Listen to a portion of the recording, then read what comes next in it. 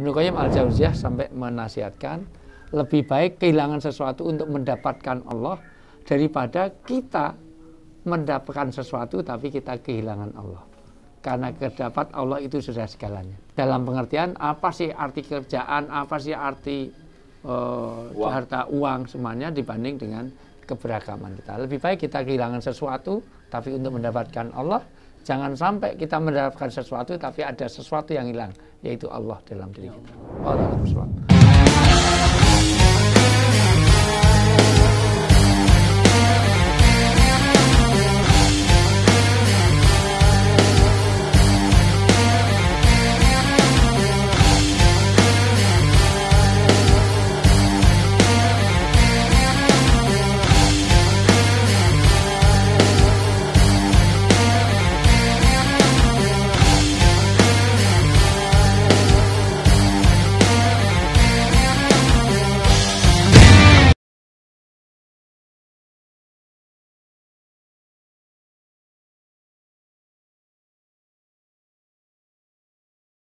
Yang memperawai akad ya tentunya ada mahar, ada saksi, ada wali, ada. Gini Ustaz, terkait pertanyaan gimana dengan kemaslahatan anak dan sebagainya. Satu dulu yang tak komentari mungkin Ustaz ya. Jadi insya Allah menjalankan syariat adalah maslahat tertinggi.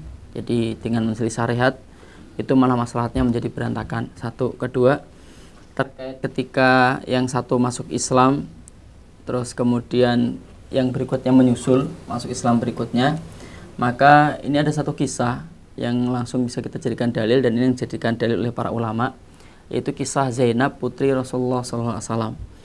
Jadi seperti yang kita tahu, suaminya Zainab ini namanya Abul As. Dia ikut memerangi Nabi di perang Badar. Tapi putranya masuk Islam sudah termasuk dari awal-awal. Nah ini oleh Nabi, Abul As disuruh untuk mengembalikan anaknya. Nah disuruh mengembalikan anaknya, dan Abul As ini kemudian masuk Islam setelah perang Ahzab kalau nggak salah. Jadi setelah sekian tahun itu ketika dia hijrah kepada Rasulullah ke Madinah itu, udah Zainab dikembalikan lagi tanpa akad baru lagi. Jadi tidak ada akad lagi dalam kisah Zainab. Dan ini padahal sudah lewat masa idah. Sudah bertahun-tahun. Dan setelah itu pun nanti akan melahirkan anak namanya Umamah yang sangat lucu, yang sering dibawa Rasulullah saat sholat.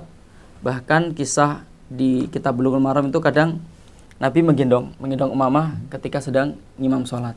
Nah, yang kemudian nanti Umamah jadi kisah panjang, nikah dengan Ali terus sampai punya putra. Ya itu mungkin tafsir lah, maka di sini wa al jumhur. Ya, Jumhur itu tetap nak sudah ikido ilhidah la buddha min akdin jadid. Jumhur. Nah, mungkin yang disampaikan Ustaz Hakim ini yang bukan jumhur. Ya. Ya kan? Selalu di balik cerita itu harus ada hukum yang detail, tidak bisa dilihat umum. Seperti yang disampaikan Ustaz Palman tadi, Rasulullah SAW ketika berbaiat itu nggak salaman. Aisyah mengingkari, padahal sebagian orang ada memahami Rasul berbaiat dengan salaman, misalnya kayak gitu kan. Dari sebuah cerita itu harus didetailkan. Kemudian ada kisah menarik, Sat. Jadi di zaman Nabi itu, jadi wanitanya masuk Islam dulu. Ini kisah sahabat waktu dulu saya belajar masalah bab ini itu. Tapi suaminya belum masuk Islam, masih kafir. Nah, ketika dia masuk Islam, si istri ini menikah dengan wanita lain. Laki-laki lain. Astagfirullahaladzim. Si istri ini menikah dengan laki-laki lain. Bisa saja. Biasa. Akad. Ini belum selesai, Zat. Terus. Menikah dengan laki-laki lain. Lalu si ini masuk Islam. Bilang sama Nabi, Nabi, saya itu udah Islam duluan sebelum istri saya itu menikah dengan laki-laki ini. Saya udah masuk Islam duluan. Waktunya itu lebih dulu Islam si suami ini daripada pernikahan istri dengan laki-laki lain. Maka kemudian Nabi pun berhukum menarik pernikahan itu menjadi tidak sah karena dia menjadi hak suami pertamanya, terus dikembali lagi ke suami pertamanya, dan diterima, Zat. Yang unik, ya lazimnya seorang laki-laki kalau udah istri dia opok-opok orang kan udah gini ya. Ya belum tentu, tergantung kondisi istrinya kalau gitu kan. Iyalah. Tapi di dalam, Diterima lagi, Zat. Oh, dalam kasus ini kan suaminya kafir, maka ya tadi benar-benar satu gitu. Ya furiko, wajib dipisahkan. Tidak boleh satu rumah lagi. Kalau masalah anak ya diatur lah, anak bagaimana cara mendidiknya, siapa yang paling layak. Untuk anak itu sebenarnya memang tapi kan dikembalikan pada peradilan Islam harusnya ya. Dalam kitab Kanzud Daqaiq ya disebutkan wal waladu yatba'u khairal abawaini dinan. Anak itu harusnya menjadi hak asuhnya dimiliki oleh yang muslim. Tapi kan ini hanya bisa diputuskan oleh pengadilan Islam, pengadilan syariat yang ya mohon maaf ya kita tidak punya kekuatan itu di sini. Ya. Idealnya memang harusnya anak itu tanpa ada pertanyaan lagi ya ketika salah satu dari suami istri masuk Islam maka anak-anak akan ikut yang masuk Islam. Ya. Dan itu menjadi konsekuensi dan insya Allah kemauan kita untuk hijrah bagaimana mempertahankan agama, insya Allah intansollah yang surkum, Allah akan beri pertolongan lah dengan tidak ada orang Islam yang akan terlantar dengan keislaman ibu, insya Allah dengan menceraikan suami, mudah-mudahan Allah ganti yang lebih baik. Di dalam surat At-Taubah ayat 20 sampai 22 ada 8. Allah menjanjikan dan janji Allah pasti benar karena Allah bukan politisi. Jadi pasti benar itu. Ya. Allah itu sesungguhnya janji Allah adalah hak, pasti benar. Inna wa'dallahil haq. Sesungguhnya janji Allah itu benar. Dalam surat At-Taubah ada 8 yang akan kita dapatkan ketika orang mau hijrah. Pertama, dia akan a'dhamu darajah. Itu dia akan ditinggikan derajatnya. Jadi orang yang pegang agama sudah loh pasti tinggi derajatnya di sisi Allah. Dan tinggi derajat itu tidak bicara di akhirat saja, di dunia akan tinggi derajat. Yang kedua faizun, dia akan dapatkan kemenangan. Menang sudah, orang masuk Islam itu pasti menang. Belum lagi nanti dapat pahala, dapat ampunan, dapat surga, di mana di situ ditekankan lagi kesenangannya bukan hanya sementara tapi selamanya, dapat kegembiraan di situ, di mana tidak seperti piknik. Kalau piknik itu senang 2 hari terus pulangnya susah karena bekalnya habis. Kalau surga itu selamanya. Nah, surga itu masya Allah luar biasa. Nah, jadi sekali lagi nanti bisa dikuatkan di dalam surat At-Taubah ayat 20 sampai 21 22 itu bicara tentang bagaimana kalau orang berhijrah untuk memegang agama, insya Allah 8 janji Allah itu, dan bumi Allah luas. Begitu dalam surat Nisa 200 juga disampaikan betapa orang yang bumi Allah itu luas. Al-Imran 200, mohon maaf, itu bagaimana Allah akan memberikan jaminan kita. Bahkan megang hidayah itu dalam Al-Baqarah ayat 38, la khaufun alaihim walahum yahzanun. Faman ihtada hudaya fala khaufun alaihim walahum yahzanun. Orang yang pakai hidayah itu dia tidak akan sedih, tidak akan takut. Sedih sesuatu yang sudah terjadi, takut sesuatu yang belum terjadi. Jadi insya Allah, apalagi kalau di Indonesia, itu jadi orang Islam itu lebih banyak temannya, saudaranya daripada non-Muslim. Negara ini lebih banyak orang Islamnya. Insya Allah Allah berikan jalan. Tetapi sangat bagus juga kalau bisa mengajak suaminya untuk bagaimana dapat hidayah. Tetap doakan. Begitu Ustaz, ada tambahan lagi Ustaz. Ini kalau merujuk dari asal muasal pertanyaannya, sepaham saya adalah kedua-duanya itu awalnya non muslim ya Pak. Suaminya non muslim, istrinya muslim Ustaz awalnya. Kemudian istrinya ikut agama suami.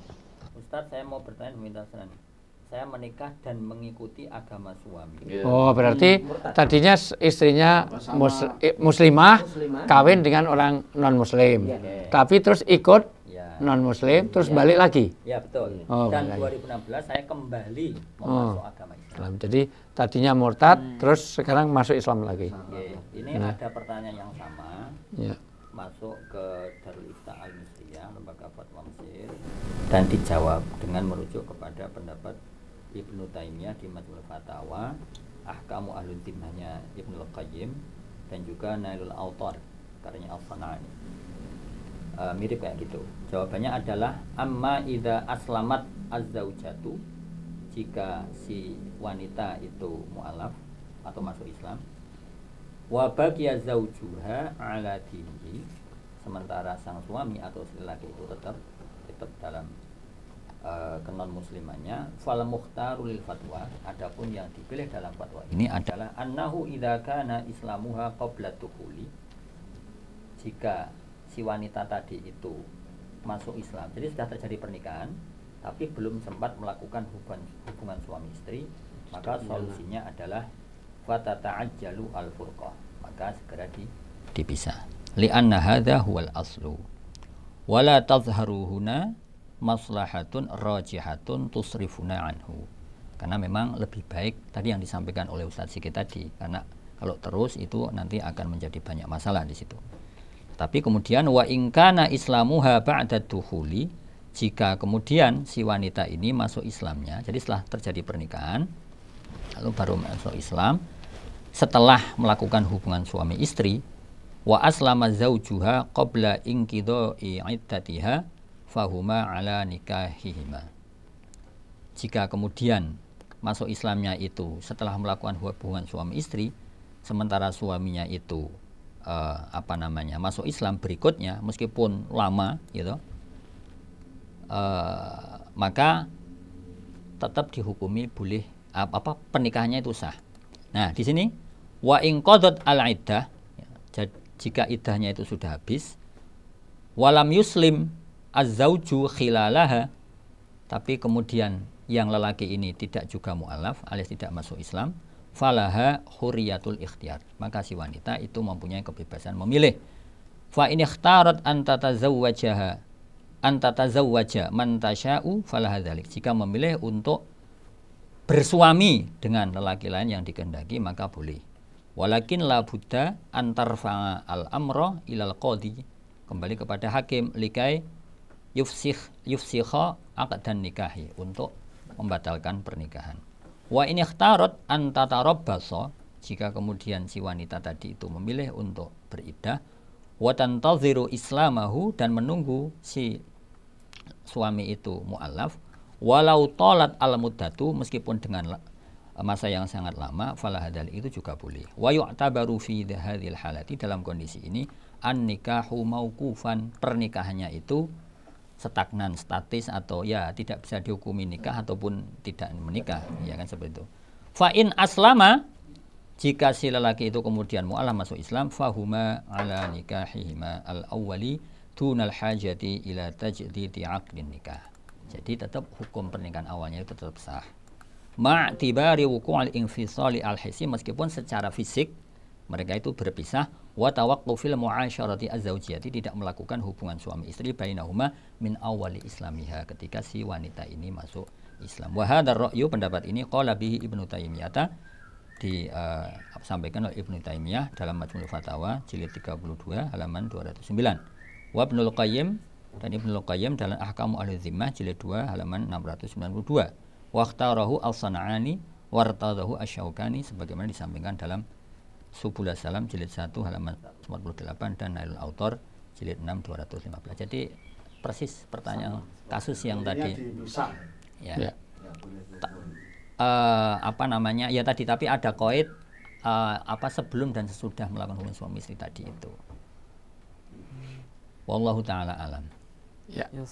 Baik, alhamdulillah, mudah-mudahan semakin menjelaskan kondisinya ibu, dan tetap berdoa terus, satu untuk bagaimana ditetapkannya hidayah kepada ibu yang baru masuk Islam kembali tadi.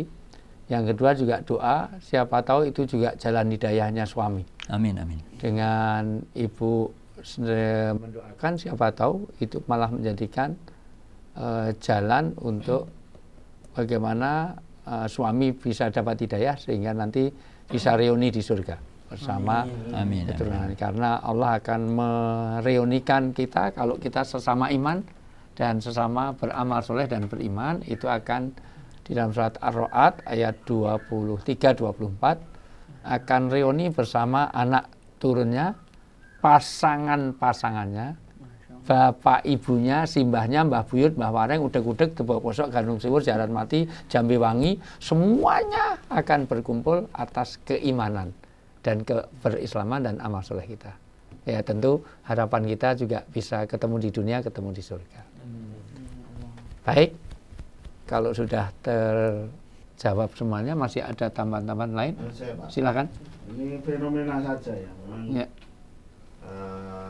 Kita sebagai kaum muslimin, ya, terutama di Indonesia ya, ini kasus yang banyak terjadi di Indonesia, dan juga pengalaman empiris yang kita temukan di masyarakat, dan juga kesaksian para pengkhotbah yang mu'alaf, itu memang masalah ini tuh sudah menjadi strategi strategi dakwah lawan-lawan kita yang di luar sana. Apakah itu mereka, anak laki-laki mereka mengawini perempuan muslimah dengan